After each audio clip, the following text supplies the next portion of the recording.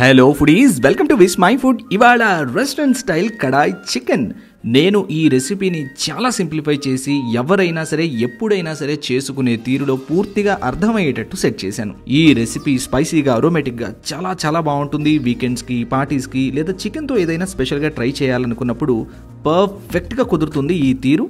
Try చేయండి, you will love it. Let's start. ముందుగా కడాయి chicken gravy కోసం మిక్సర్ జార్లో 17 నుంచి 20 జీడిపప్పు వేసుకోండి. ఇంకా 1/4 కప్పు పెరుగు, 2 పెద్ద టొమాటో ముక్కలు వేసి నీళ్లతో మెత్తని సిల్కీ స్మూత్ పేస్ట్ చేసి పక్కన ఉంచుకోండి. ఇప్పుడు కడాయి మసాలా పొడి కోసం ప్యాన్లో 2 టీ స్పూన్ల సోంపు, 1 టీ స్పూన్ జీలకర్ర, 1 టీ స్పూన్ మిరియాలు, సగం బిర్యానీ ఆకు, చిన్న దాల్చిన చెక్క, 1 టేబుల్ స్పూన్ ధనియాలు, 2 యాలకలు వేసి సన్నని సెగ మీద మంచి సువాసన వచ్చేంత వరకు వేపుకోవాలి. మసాలాలు లో ఫ్లేమ్ మీద వేపితేనే మంచి అరోమా ఉంటుంది అని గుర్తుంచుకోండి.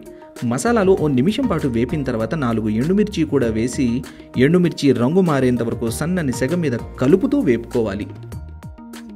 చూడండి, ఎండుమిర్చి ఇలా రంగు మారడం మొదలవుతుంది. అప్పుడు వీటిని తీసి పూర్తిగా చల్లార్చండి. చల్లారిన తర్వాత వీటిని కాస్త బరకగా దంచుకోవాలి. మరి మెత్తగా ఫైన్గా దంచకూడదు.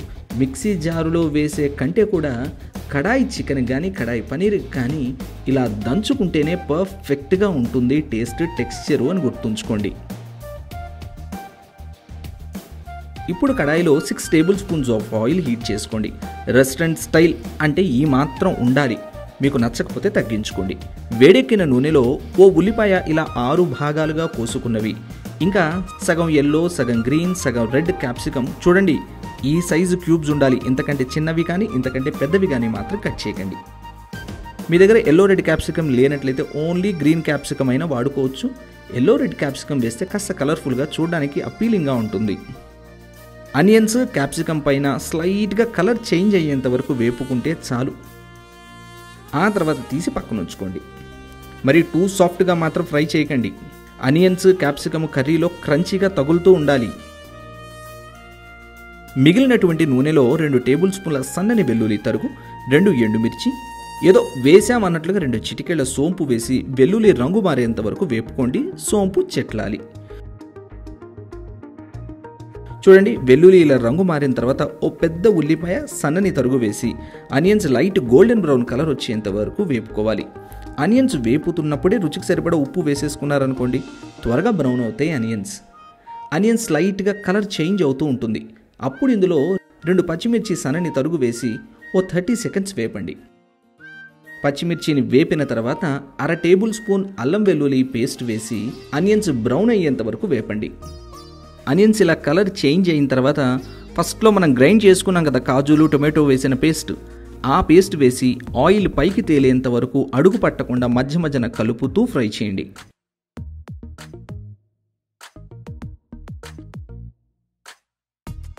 చూడండి, సుమారుగా 12 నుంచి 14 నిమిషాలకి చక్కగా గ్రేవీ చిక్కబడింది. ఆయిల్ కూడా స్లైట్గా పైకి తేలింది. ఇప్పుడు ఇందులో 1/2 టేబుల్ స్పూన్ కారం, 1/2 టీ స్పూన్ వేపిన జీలకర్ర పొడి, ధనియాల పొడి, 1/2 టీ స్పూన్ పసుపు, 3 టేబుల్ స్పూన్ల నీరు వేసి ఆయిల్ పైకి తేలేంత వరకు వేపుకోండి.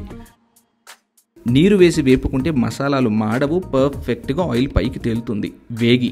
ఆయిల్ ఇలా పైకి తేలిన తర్వాత 1/2 కిలో చికెన్ వేసి హై ఫ్లేమ్ మీద చికెన్లోని నీరు ఎగిరిపోయి లైట్ గోల్డెన్ బ్రౌన్ కలర్ పైన వచ్చేంత వరకు ఫ్రై చేయాలి. ఇది మస్ట్, కానీ హై ఫ్లేమ్ మీదే వేపాలని గుర్తుంచుకోండి. లో ఫ్లేమ్ మీద కానీ మీడియం ఫ్లేమ్ మీద వేపితే చికెన్ హార్డ్ అయిపోతుంది.